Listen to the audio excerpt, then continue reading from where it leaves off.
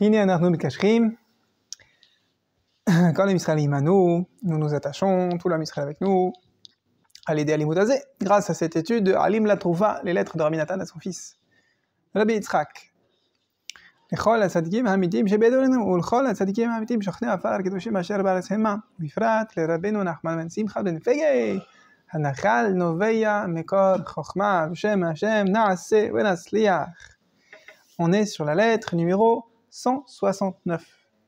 Je t'ai demandé 13 au carré parce qu'il me semble que 13 fois 13, ça fait 169. Et c'est comme ça, hein, une allusion que on est dans l'unité au carré. 13, c'est Gematria Echad, et Echad au carré. Et peut-être que c'est pour montrer que là, Rabbi Nathan, il est en train de passer un moment ô combien compliqué. Il écrit sa lettre à son fils. Béni Chavivi Vididi. Pas seulement mon fils chéri, mon fils, comment on dit, Didi, celui, mon proche. Echiteani bidvarecha. Tu m'as réjoui, tu m'as ressuscité avec tes paroles. À quel moment de sa vie est-ce qu'il est Rabbi Nathan? Alors là, on est en 5595, Parashat Vaera, c'est pour ça qu'on a choisi cette lettre. Il est Ashmoret HaBoker, Yom HaShishi. Erev Shabbat, Ashmoret HaBoker, à l'aube, avant Filat Shacharit. Et il se trouve ni à Ouman, ni à Breslev, ni à Tulchin, aucune des villes où il a l'habitude de se trouver. Ils sont sur un plan, si on peut montrer ça sur le plan, ils sont dans un endroit assez restreint ici. C'est les villes où les Breslevers avaient l'habitude de se trouver. Il a voyagé tout là-bas jusqu'à Kremenchuk. Kremenchuk, c'est pareil. Qu'est-ce qui se passe là-bas à Kremenchuk? Eh bien, il n'y a que la police de la ville de Breslev ne va pas aller chercher Rabbi Nathan jusque là-bas. Ils ont d'autres chats à fouetter. Pourquoi? Parce que il y a eu à ce moment-là la fameuse chasse à l'homme qui a été lancée contre Rabbi Nathan. Pendant Shabbat Hanouka, il y a un minag institué par Rabbeinu de faire un kibbutz, de se rassembler, comme à Rosh Hashanah, et aussi à Shavuot. C'est les 3 moments de l'année. Rosh Hashanah, bien sûr, c'est le plus important, mais Shabbat Hanouka, pour les gens qui sont attachés à Rabbi Nachman, qui ont un schéma familial qui s'y prête, aussi qui sont peut-être pas trop loin, à l'époque où les Breslevers ils habitaient en Ukraine, alors ils allaient tous Shabbat Hanouka se rassembler. Alors à l'époque, aujourd'hui on se rassemble à Ouman, parce qu'à Breslev il n'y a plus beaucoup de vie juive comme à l'époque. Alors qu'à l'époque de Rabbi Nathan, le centre de la communauté Breslev, c'était dans la ville de Breslev. Aujourd'hui, en Ukraine, c'est Ouman. Donc à l'époque, le kibbutz de Shabbat Hanouka, c'était à Breslev, dans la maison de Rabbi Nathan. Qu'est-ce qu'on fait? C'est quand le moment le plus important de Shabbat, le Shabbat Hanouka y compris? C'est Oudah Shlishit. Le moment où les chassidim se réunissent et on étudie la Torah de la Chassidoute. Les opposants à Rabbi Nathan... C'est la même Chassidoute, juste Breslev, Chabad, c'est différent. Une Chassidoute, c'est quelqu'un qui poursuit le chemin tracé par le Baal Shem Tov. Mais selon un chemin, selon on va dire une coloration propre à quelqu'un qui a compris le Baal Shem Tov d'une certaine manière. Et donc ça donne des différences. C'est des chassidoyotes différentes. En français, on appelle ça une secte chassidique. c'est un mot qui a des connotations péjoratives au max. Donc bien sûr, c'est une traduction qui a ses limites. En hébreu, on dit une chassidoute, chassidouyot, zaramim, des courants de la chassidoute. Ce soir, c'est la Iloula du Admour HaZaken de Chabad, celui qui a tracé la voie de la chassidoute Chabad. C'est une autre voie que celle de Rabbeinu. Il a rencontré le Admour HaZaken Rabbeinu. Ils ont parlé ensemble. Et ils avaient des vues différentes sur des choses qui nous dépassent. Et du coup, oui, c'est deux chassidouyot qui ont chacune leur derrière.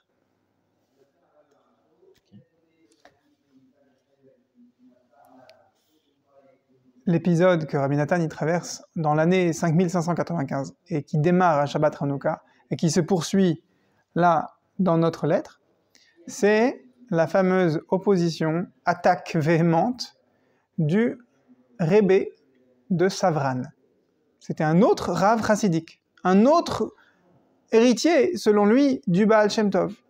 Mais, comme je ne sais plus où est la référence, il y a une alliance avec le Lashon Hara qui fait que les gens le croient.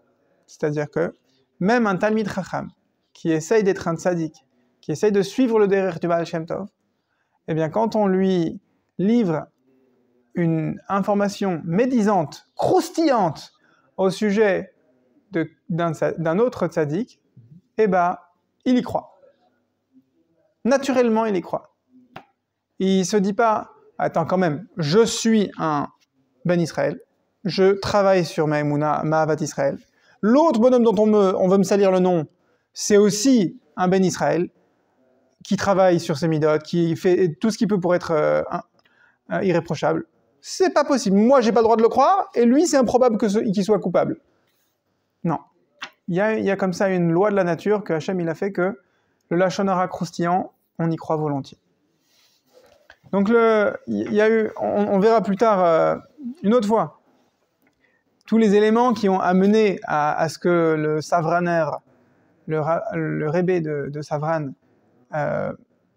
mette une cible sur le dos de Rabbi Nathan, tout simplement.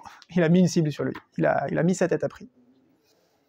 Il n'a pas mis sa tête à prix, on va dire, comme au Far West,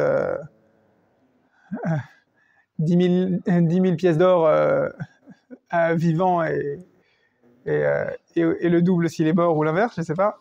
Mais il a fait un contrat avec ses chassidim pour le plus vous pouvez embêter les Breslevers, le mieux c'est. Et il a... C'est qui ça? Le Rebbe de Savran. D'accord. Et ce Shabbat, c'est la Iloula d'un Rebbe de Savran. Je ne sais pas si c'est le même, je n'ai pas encore été vérifié quels sont les prénoms correspondants. En tout cas, c'est la même lignée. C'est très intéressant. Et donc, qu'est-ce qu'il a fait, le Rebbe de Savran? Il a payé les autorités en leur donnant une information, soi-disant, de délation, comme quoi Rabbi Nathan avait des activités contre le tsar. Ouais. Et d'ailleurs, vous pouvez aller voir, vous devriez confisquer son Talmud et son Shulchan Aruch. Toi, t'as le même Talmud à la maison, pourquoi tu veux confisquer? Ça, c'est très bien, ça va l'embêter si la police lui confisque son Talmud et son Shulchan Aruch. À l'époque, c'est des livres qui coûtaient très très cher.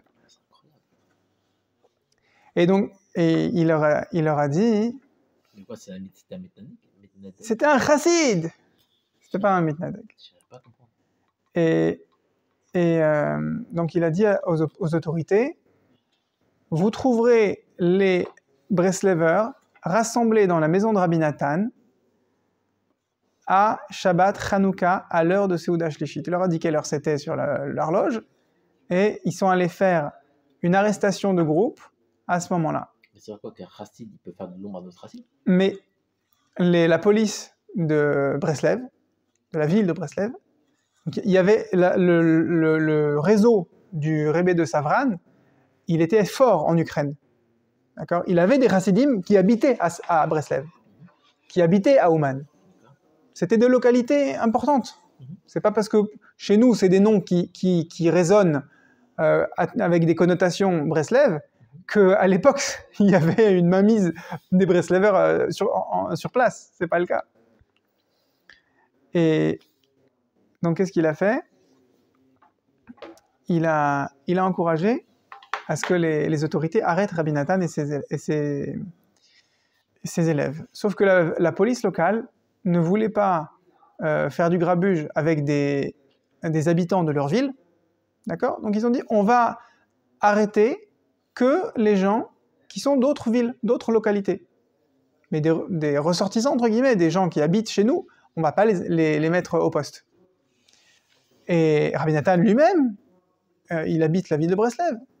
Et le savraneur, il s'est dit, Rabbi Nathan, il ne va pas fuir.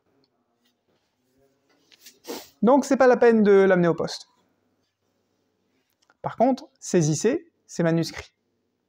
On a perdu une bonne partie des écrits de Rabbi Nathan sur le Chelek Yoredea du Shulchan Aruch. Sur tout ce que Rabbi Nathan a écrit de l'Ikutei Halachot, sur Yoredea, il y a une grosse partie qui a été perdue dans cette saisie. Et comment ça s'est passé? Donc c'était Shabbat. Les Breslevers des villes avoisinantes ont été amenés au poste. Rabbi Nathan a gardé son flegme, son calme. Ils sont allés saisir ses livres. Et il y avait un des élèves de Rabbi Nathan qui avait des influences auprès des autorités, Reb Shmuel Weinberg. Lui aussi, il a donné un pot de vin. Ça a permis de récupérer les livres et les manuscrits que Rabbi Nathan voulait. Une partie a quand même été perdue. Et ça a permis de libérer les Breslevers qui avaient été amenés au poste et qui étaient restés comme ça quelques jours en prison.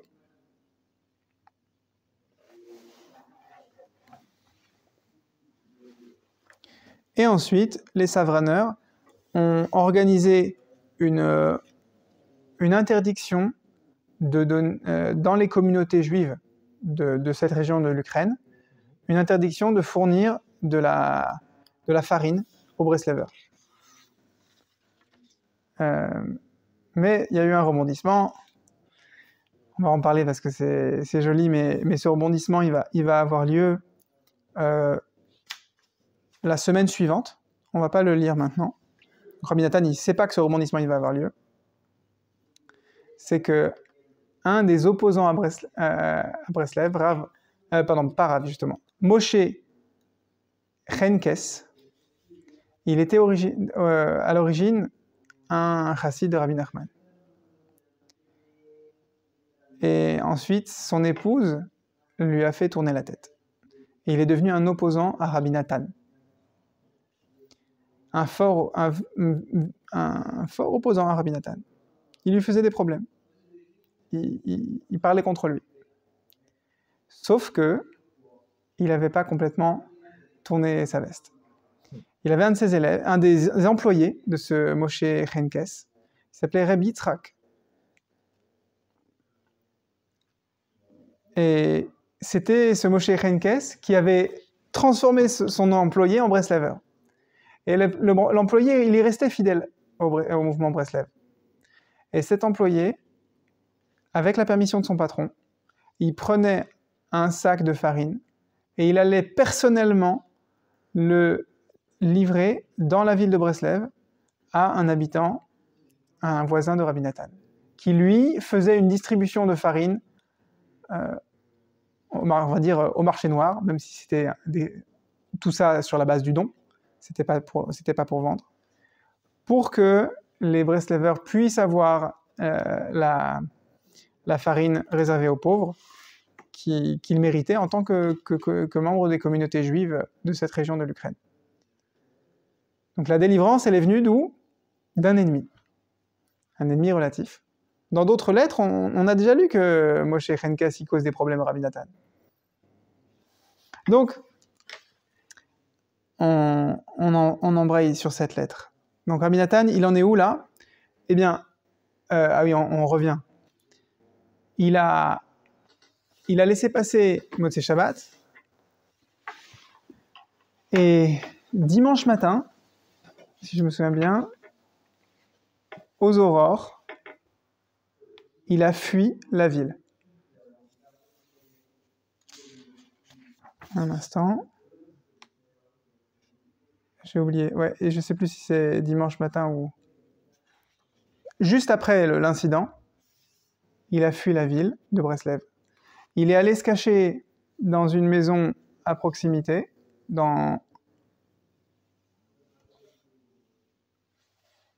Voilà, c'est ça. Dimanche matin. Lundi, le gouverneur de Breslev a envoyé une police pour arrêter Rabbi Nathan chez lui, à Breslev. Donc Rabbi Nathan a compris qu'il y avait du grabuge. Il a fui encore un peu plus loin de la ville de Breslev. Il est allé à Ouman. À Ouman, il a fui encore jusqu'à Tchérin. C'est quelques dizaines de kilomètres. Et ensuite, quand il a vu que c'était toujours pas fini, il a fui sur quelques centaines de kilomètres à Kremenchuk. On parle en hiver, sur des routes qui sont impraticables. Et malgré tout, Rabbi Nathan, il dit, malgré mon âge avancé, il dit quelques années précédentes, plutôt, Aniba Bayamim, je suis déjà avancé dans mes jours. Et malgré tout, je vois des Yeshuot, même si le voyage m'est très désagréable, parce que les routes sont de mauvaise qualité, je vois des délivrances. Et donc, arrivé à Kremenchuk, il attend que la situation se calme. Et il écrit cette lettre depuis la ville de Kremenchuk, où il y a des Chassidei Breslev. C'est pour ça qu'il y va. Parce qu'il sait qu'il y a une communauté qui pourra l'accueillir. Il ne va pas comme ça dans la jungle. Donc Rabbi Nathan décrit le voyage qu'on vient de raconter avec les dates. Et on est donc vendredi, ça fait depuis dimanche qu'il est en cavale. Il est arrivé à Shabbat. Pardon, non, ça fait beaucoup plus que depuis dimanche, parce qu'on m'a des parachats de Vaïra. Ça fait plusieurs semaines qu'il est en cavale.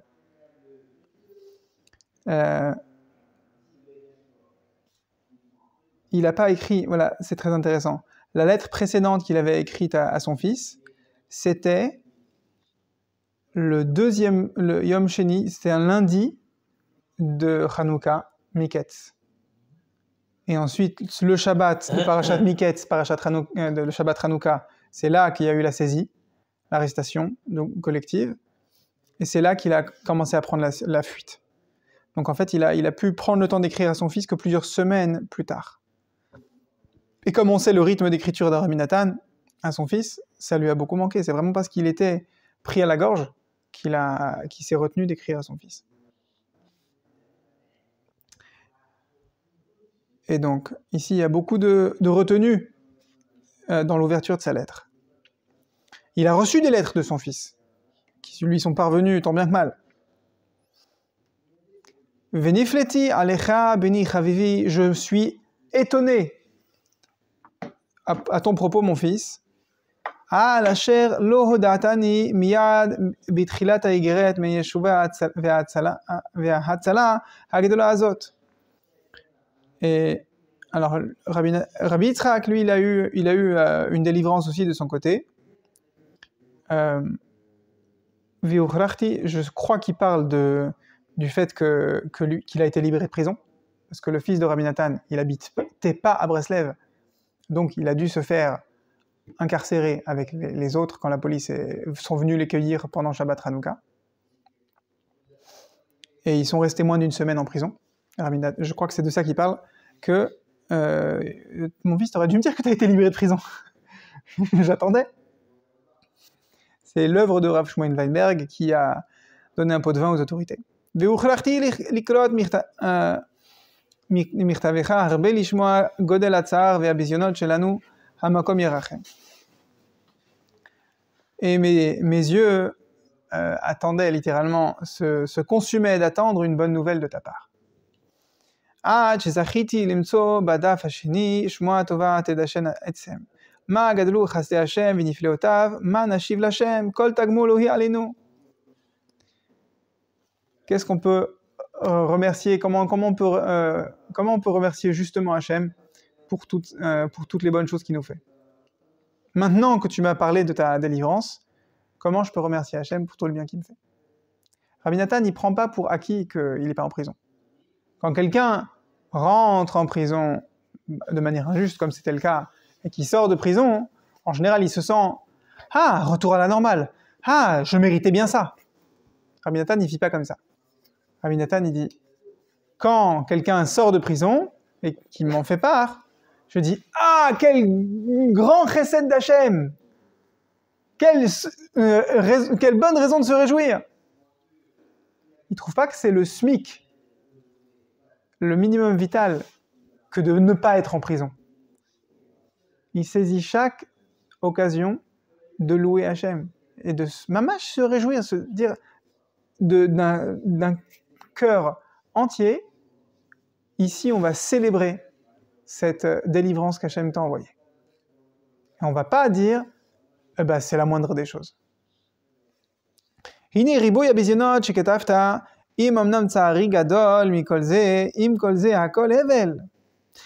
Et maintenant que Rabbi Nathan a montré de l'empathie à son fils, il commence à lui tailler un costard. Il lui fait un reproche. À sa manière. Toujours dans le côté positif. Mais il lui fait un reproche. Malgré, Hiné, voici, c'est vrai que tu as raconté combien d'humiliations vous avez essuyé. Malgré tout, malgré que je partage votre peine, c'est ma peine. Tsahari Gadol, ma peine elle est grande de toutes les humiliations que vous avez eues. Im kolze hakol evel. Malgré que je partage, je prends ces malheurs-là en tant que ma propre peine à moi. J'ai mal pour vous. Malgré tout, tous ces épisodes, c'est hevel, c'est du vent, c'est de la vanité. C'est dur? Il lui dit, tourne la page, allez, basta. Ki azman poreach veyomenu ketzel over. Le temps file, le temps s'envole. Et nos jours sont comme une ombre qui passe. Et dans quelques jours, on aura déjà oublié tous ces problèmes-là. Alors, on n'a pas oublié, voilà, on a écrit une biographie, encore une autre biographie sur Rabbi Nathan. Mais nous, on ne sera plus focalisé sur ces humiliations qu'on a essuyées. Notre vie va avancer, on va se focaliser sur d'autres choses. בצל קדושתו ז"ל ולעסוק בספריו הקדושים אשרי לו. Et voilà le mot, la nekuda qu'il faut garder à cœur pour ce soir.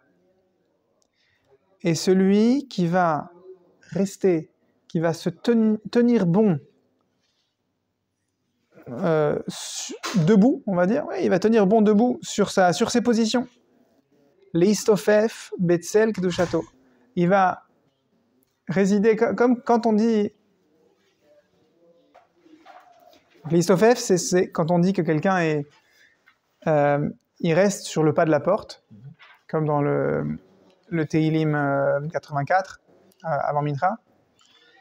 Je préfère rester sur le pas de la porte du Beth Amikdash plutôt que d'aller dans les temps des Rechaim.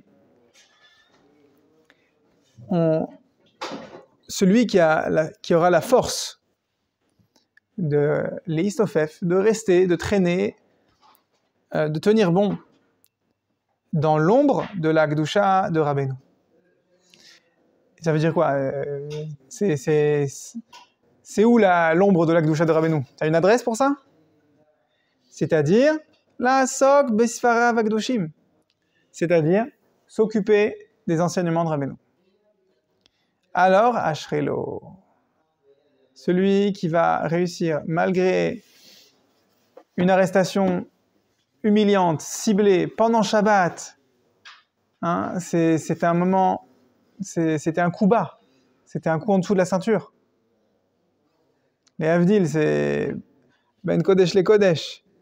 Imagine des ennemis de Lubavitch, ils veulent faire une arrestation ciblée lors de la photo des shluchim pendant le Kinus HaShluchim au 770.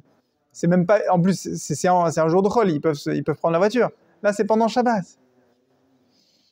Il fait un sacrilège de la Kedusha de Shabbat, le chassid qui organise cette arrestation. Et Rabbi Nathan, il dit, s'il te plaît, arrête de faire cas de ça. Tourne la page.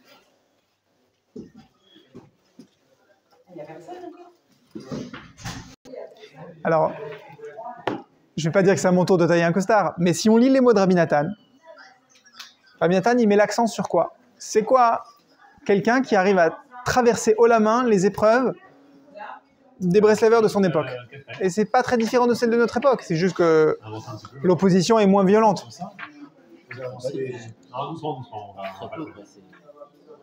Quelqu'un qui tient bon dans son attachement à Rabbi Nachman, c'est quelqu'un qui continue à étudier et à s'impliquer, à s'attacher aux enseignements de Rabbi Nachman. Quelqu'un qui continue à faire le Tikkun HaKlali, c'est bien. Mais c'est pas ça dont on parle. Rabbi Nachman, il a enseigné, ok, faites le Tikkun HaKlali. Ok, faites Hidbout Dout. Restez Besimcha. Mais est-ce que tu étudies ces livres? Ok, des fois, le Likutei Moharan, c'est ardu. Ok. Mais tout le monde peut ouvrir le livre, lire une ligne et essayer d'y comprendre quelque chose, essayer de prendre à cœur l'enseignement à son niveau. C'est ce que Rabbi Nachman dit lui-même. Même quand il va citer des enseignements du Zohar, les plus compliqués qu'ils soient,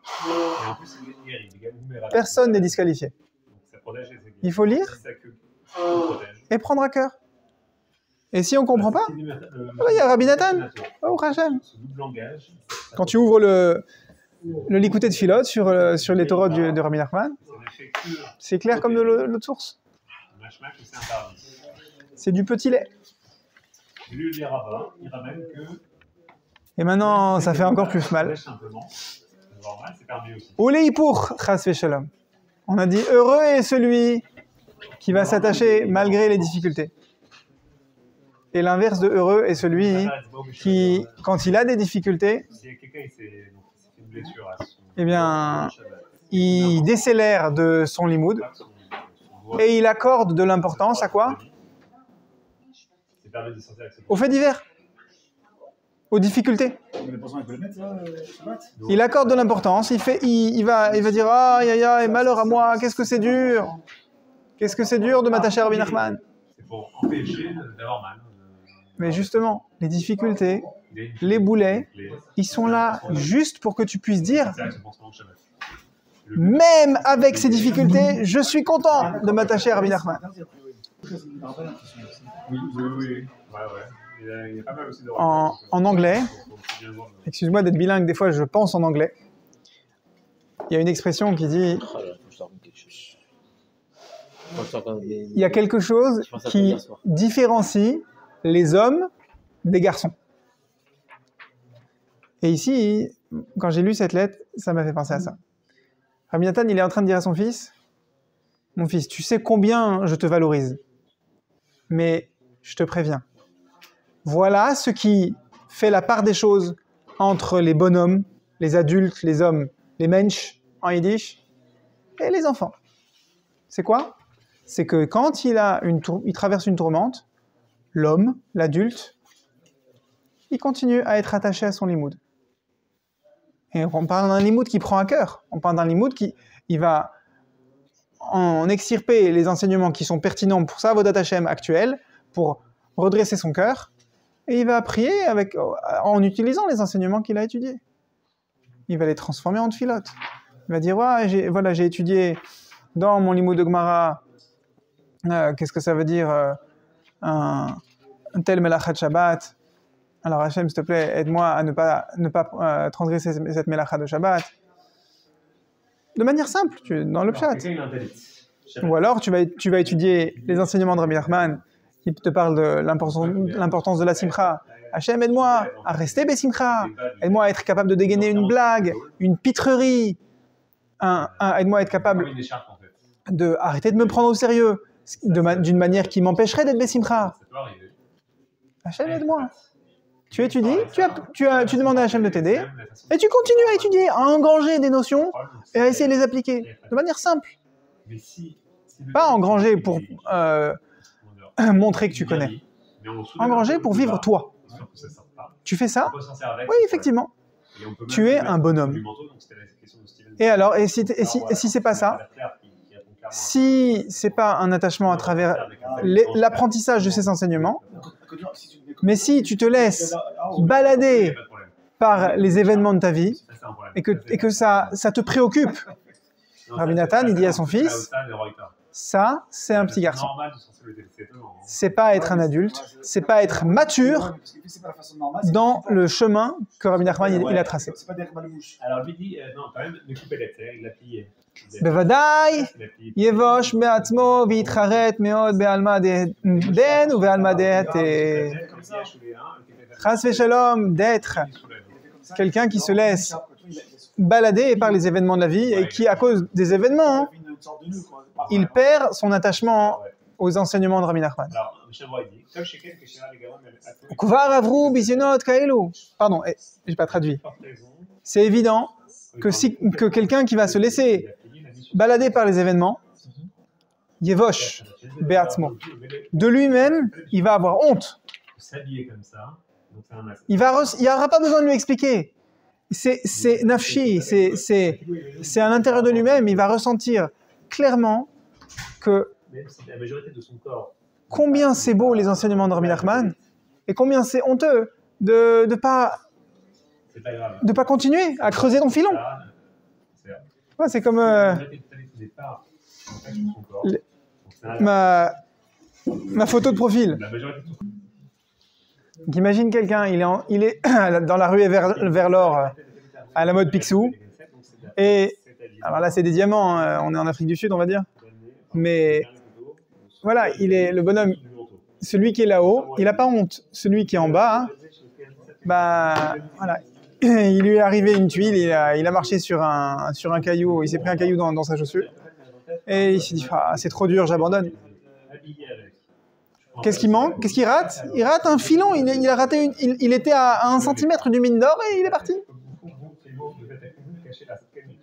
Quelqu'un qui se laisse balader par les événements, c'est la même chose.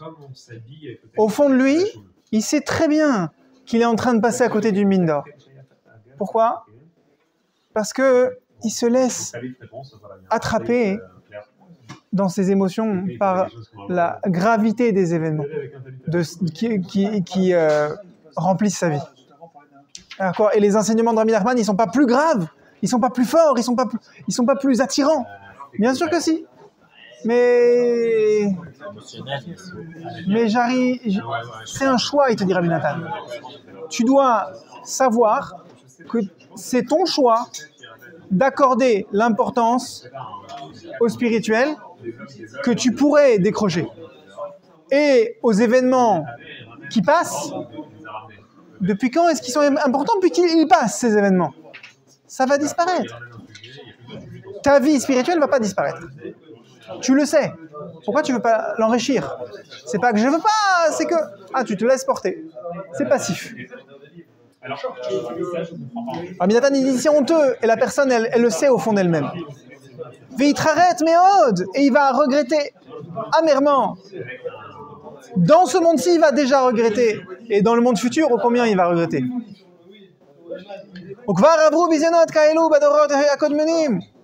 Et on n'est pas les premiers.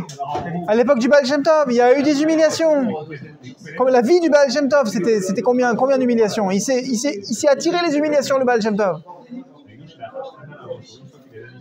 Le format est trop court pour qu'on fasse une fenêtre, mais il dit, Rabbi Nathan, c'est le schéma normal d'un juif. Plus il se rapproche de la lumière, des enseignements de Torah qui sont poignants, qui sont pertinents, qui sont intimes, plus il va traverser ce schéma avec des humiliations. C'est comme ça. Et ça témoigne de la valeur, de la puissance des enseignements auxquels il veut s'attacher.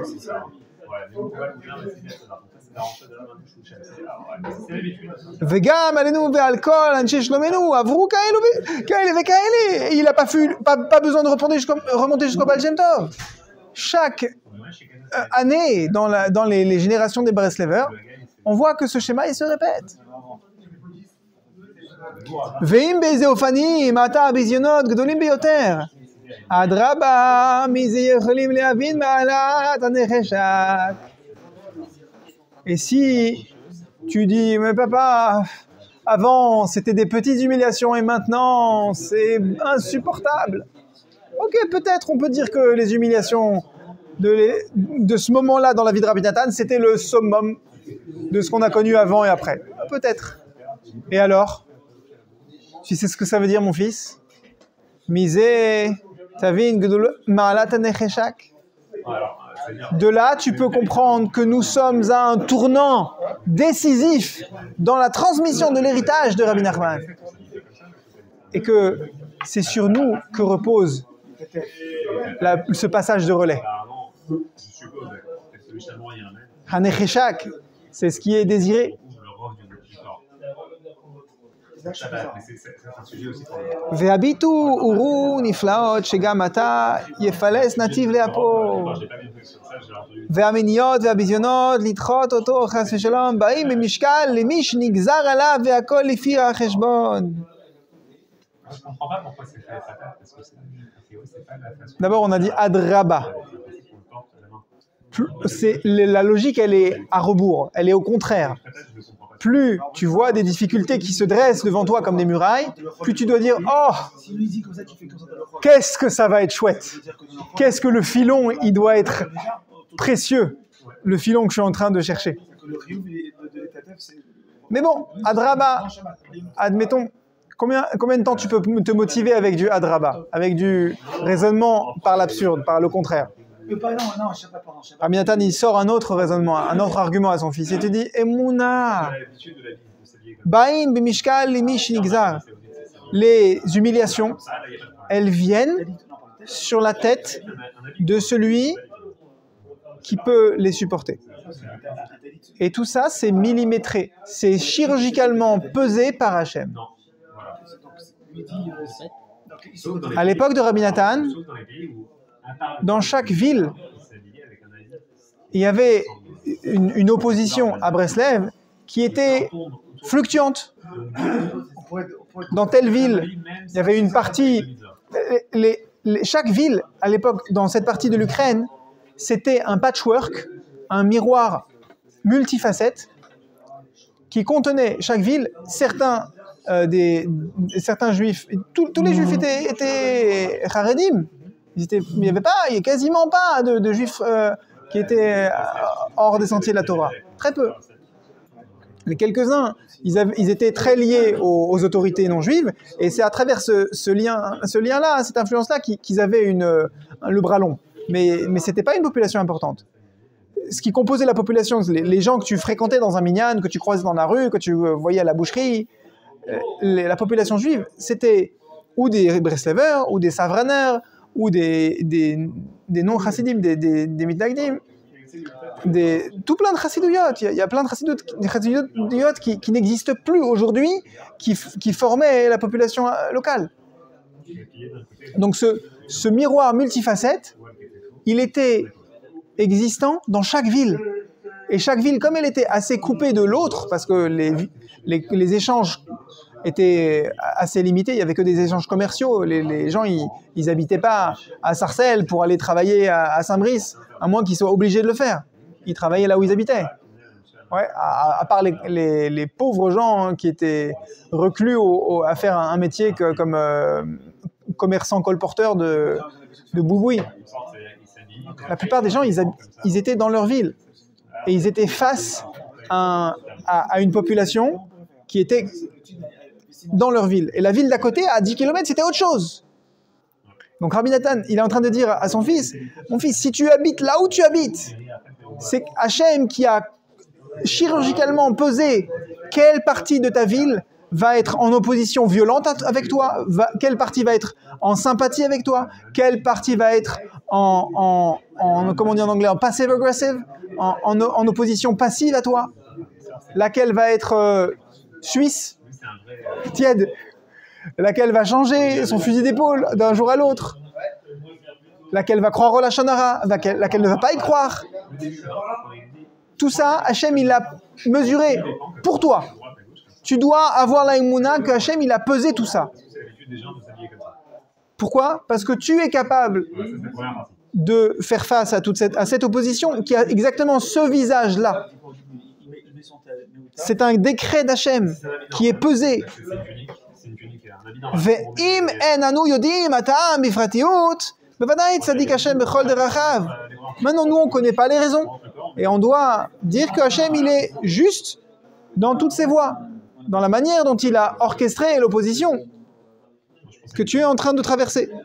Donc, s'il te plaît, accepte cette opposition comme un décret d'Hachem et arrête de t'arrêter sur des détails.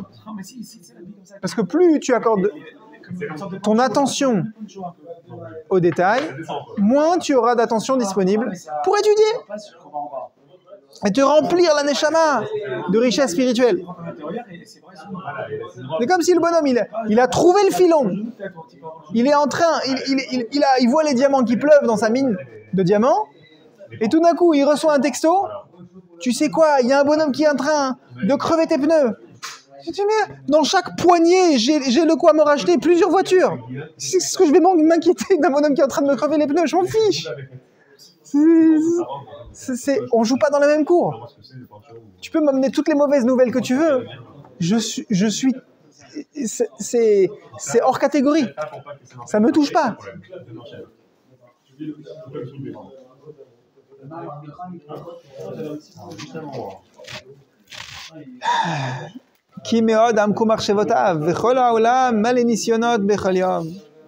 De toute façon, que tu le veux, tu le sais, tu peux pas t'échapper de ça. Le monde, il est rempli d'épreuves chaque jour. Alors, pourquoi tu vas arrêter le tapis roulant de ta vie ? Avance. Si c'est comme dans les énormes stations de métro Châtelet et Gare du Nord, là. Tu as les tapis roulants qui continuent sur 50 mètres comme ça. Soit tu te poses là et t'attends que le tapis roulant il t'amène jusqu'au bout des 50 mètres. Soit tu te mets à gauche et tu traces, tu avances. Et tu doubles les gens qui attendent. Rabbi Nathan, il te dit, s'il te plaît, avance. C'est que interdit des rabbins apparemment.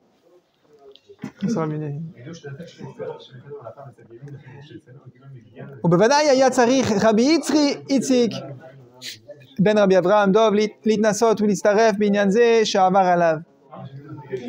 Alors là, j'ai pas fait les recherches sur la scène dont il est décrit, mais il est en train de déplorer une personne, un Rabbi Yitzhak, donc un Talmid Chacham parmi les Breslavers, qui a accordé trop d'importance. Il a accordé trop d'importance à ce qui est temporaire, au fait divers. בעת כזאת אשר המשכיל כעת ידום ואחר כך עיוור יותר שהפחיד את עצמו מאיתנו. Quelqu'un qui a fait le calcul, peut-être que si je me cache et que je montre pas aux gens que je suis attaché à Rabbi Nathan et que je vais à Ouman Rosh Hashanah en secret, je mets une perruque, je me coupe la barbe avant d'y aller, tu vois, je me déguise. Peut-être que je pourrais éviter les problèmes. Ok, si tu veux, vas-y, cache-toi. Mais n'en fais pas tout un fromage. Il n'y a pas d'interdit s'il soulève un petit peu pour pas que ça salisse. Le mieux, quand on a des problèmes comme ça, quand les gens nous font des problèmes, Hamaskil Kaet, Yidom. tu te la boucles. Tu baisses la tête et comme Rabbi Akiva, tu passes la vague. Et donc, ça robe, donc on faisait ça, c'est sympa. ואחר כך, pardon, אשר הוא יודע בעצמו ובלבבו מנקודת האמת. אך מובטח אני בו שבעזרת השם יתברך לא יהיה מתנגד. מובטח אני, j'ai Ça confiance. soulevait un petit peu, c'est grave. Et donc Rabbi Nathan il dit, mais ce Rabbi Yitzhak, je sais bien Soulevait beaucoup. Donc, qu'il ne va pas devenir un opposant. beaucoup, Juste il s'est caché parce qu'il arrive, il a trop accordé d'importance ok, non, à, parce qu'intéressant, à l'opposition on revient à chaque fois, c'est qu'il ça s'appelle un avis. qu'il a pris pour cible. Veimlo zacha bechol nisyonotav el aleze dai lefanav. Et si au moins il a réussi à faire ça, à rester pas un opposant à Breslev, alors dai lefanav, ça vaut bien pour lui. Ça suffit pour lui. D'un côté, Rabbi Nathan il dit combien c'est cher de continuer à creuser, à découvrir ce que c'est le filon rempli de diamants des enseignements de Rabbi Nachman. D'un autre côté, même si tu veux dire bon, je me débarrasse de tous mes livres Breslev à la maison pour que on me fasse pas de remarques, d'accord. Mais sache que rien que le fait que tu ne t'opposes pas, que tu ne veuilles pas piétiner des enseignements de Breslev, sache que ça c'est un mérite spirituel dont tu seras fier dans le monde futur. Et tu peux en être fier maintenant. Rabbi Nathan, il veut toujours que tu tiennes les deux côtés de la corde. Dans ma poche. Cette poche, elle est C'est la Torah Aye. Aye, mais comme Kevodo, les Haritzo. Même au plus haut, même au plus bas.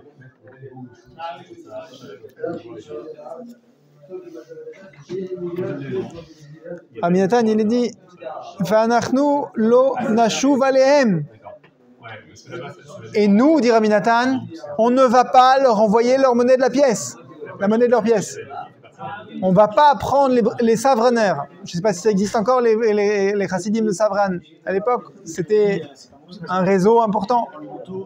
On ne va pas les faire de la délation. On ne va pas dire aux autorités que les savraneurs ont menti, qu'ils ont mal parlé contre nous, qu'ils ont fait pire que de la médisance, qu'ils ont sali notre nom par des mensonges. Non. On a juste droit, il a dit Rabbi Nathan dans d'autres lettres, on va juste dire ce qui est nécessaire à la police pour protéger nos familles et protéger nos biens. Ça, je vous permets de faire. Mais pas plus que ça. Pourquoi ? Pourquoi, il dit Rabbi Nathan, est-ce qu'on ne peut pas essayer de débrancher le pouvoir de nos ennemis qui nous vendent, qui nous livrent aux autorités de manière cruelle ? Ki bevada yitkaimu dvarav zal. Rabbi Nathan, quand il a un problème, il dégaine une parole de Rabbi Nachman. C'est pas du pile-poule, c'est pas une bonne idée qui te sort, c'est pas un conseil personnel. Il te dit non, parce que Rabbi Nachman, il a dit, alors cette phrase-là de Rabbi Nachman, elle m'éclaire dans mon obscurité, elle me fait traverser ce tunnel. Qu'est-ce qu'il a dit ? Gamarti vegmor. En version originale, Ich hab euch geführt und will euch führen. Gamarti vegmor. Ani nahar amtaer mikol aktamim. Gamarti vegmor. Ani nahar amtaer mikol aktamim. C'est-à-dire que Rabbi Nachman, il dit, depuis que j'ai publié mon Likutei Moharan, le monde ne peut plus avancer autre que vers son tikkun.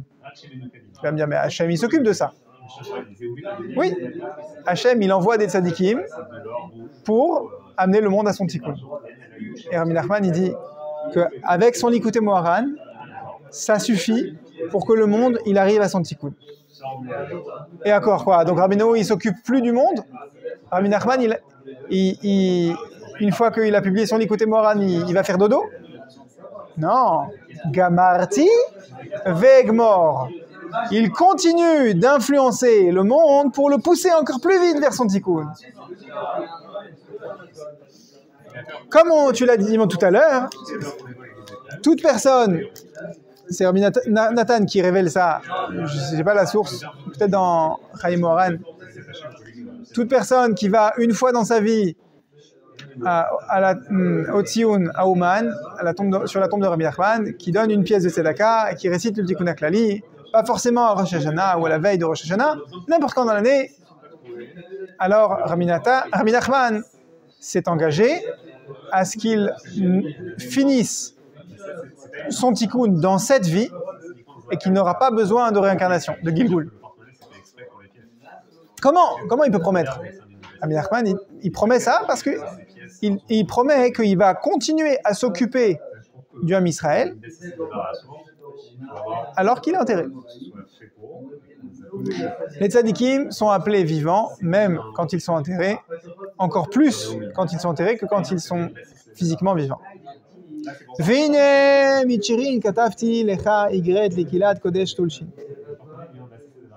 On va sauter quelques lignes. Rabbi Nathan, il revient sur cette phrase à son fils, il dit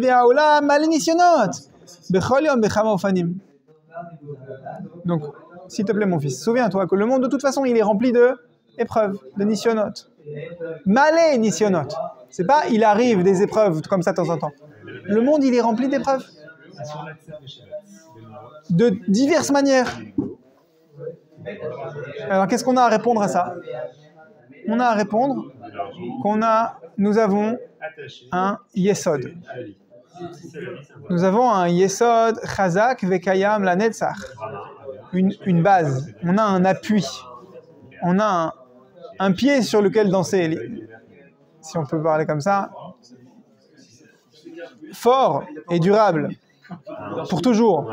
C'est quoi ce fondement? C'est quoi cet appui? Hu atzadik yesod olam, yesod hapashut vechule. ועליו יש לנו להישען כל אחד ואחד בכל מה שעובר עליו.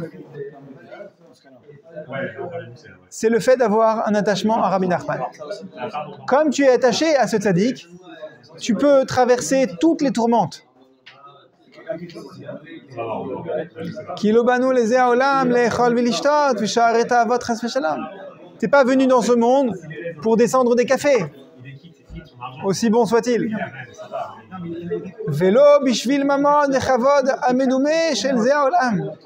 Et tu n'es pas venu dans ce monde pour ramasser de l'argent ou pour te faire mousser. Rak lisbol amal veyegia kede leakiret borenu. Alors, pourquoi tu es venu dans ce monde? Comment tu peux résumer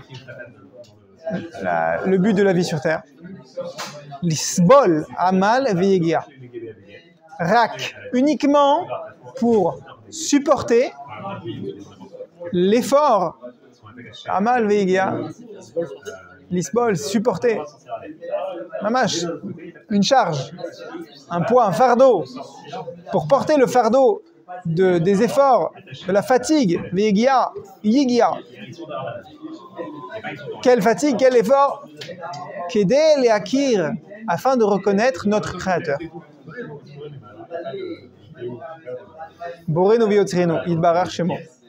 Là, au passage, on a une torpille à tous les gens qui ne lisent pas Rabbi Nachman et qui disent que chez les Breslaveurs, on a confondu entre le tzaddik et Akadosh Baruch Hu et qu'on a pris Rabbi Nachman pour une divinité. Ah non, Rabbi Nachman il dit Rabbeinu, c'est le moyen et le but de ta vie, c'est de supporter tout ce que Hachem il t'envoie à la tête pour apprendre à reconnaître Hachem. Léakir, reconnaître ton Créateur. On a encore 2 points à aborder. On ne finira pas la lettre cette fois-ci.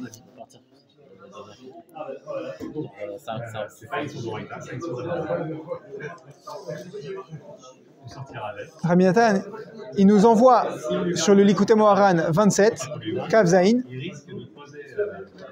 où Rabbi Nachman développe cette notion que Merirut bechol pa'am v'achar kach Hashem yitbarach ozer bechazdo ka'asher kvar ra'inu kama pa'amim juste la marine, il y avait 5 000 personnes. Là,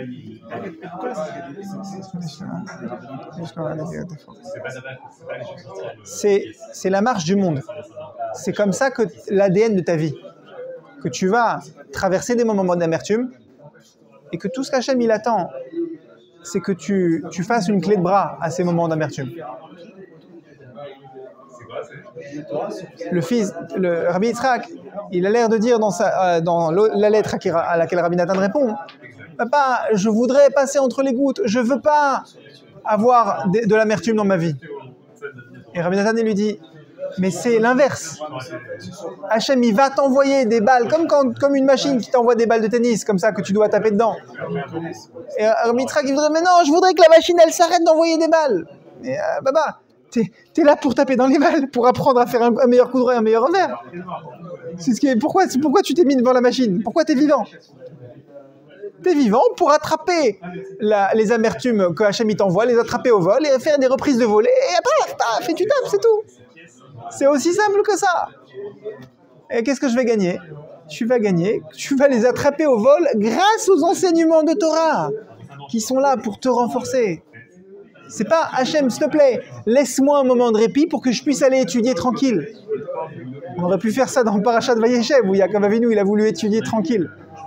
Non, les épreuves de la vie, c'est le TP de la théorie que tu apprends dans la Torah.